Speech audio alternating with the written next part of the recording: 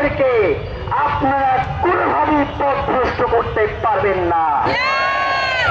আমার যে সকল ভাইয়েরা রয়েছেন এখানে, আমরা জানি যে অনেকে ওসমান ভাইয়ের সাথে বিভিন্ন প্রোগ্রামে আপনারা গিয়েছেন, ওসমান হাদির সাথে কণ্ঠে কণ্ঠ মিলিয়েছেন এবং আপনাদের যে কোনো লড়াইয়ে ওসমান হাদি পারতপক্ষে কোনোদিনও সংগতি প্রকাশ করেন নাই।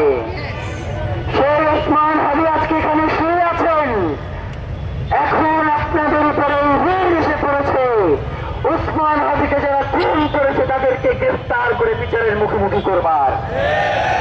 যদি এই ঋণ পরিশোধ করতে না পারেন তাহলে শুধু ওসমান হাদি নয়, এই জমিনে আর অসংখ্য ওসমান হাদির রক্ত ঝরবে, তবুও বাংলাদেশকে এই দিল্লির তালিদারি থেকে আপনারা কোনদিন দূরে রাখতে পারবেন না। রক্ত কি প্রতিদিন দেবেন নাকি এই আন্দোলনের মধ্যে নিয়ে যেতে আত্মবিয়ার তাড়িয়ে দেবেন, সেটা আপনাদের সিদ্ধান্ত নিতে হবে।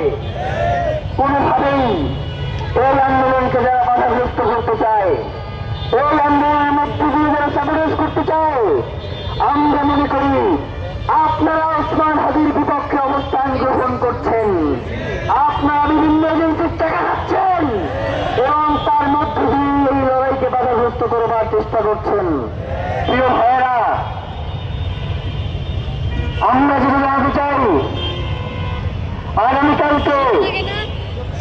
আগামীকালকে আমরা এখানে অবরোধ করবো ইনশাআল্লাহ।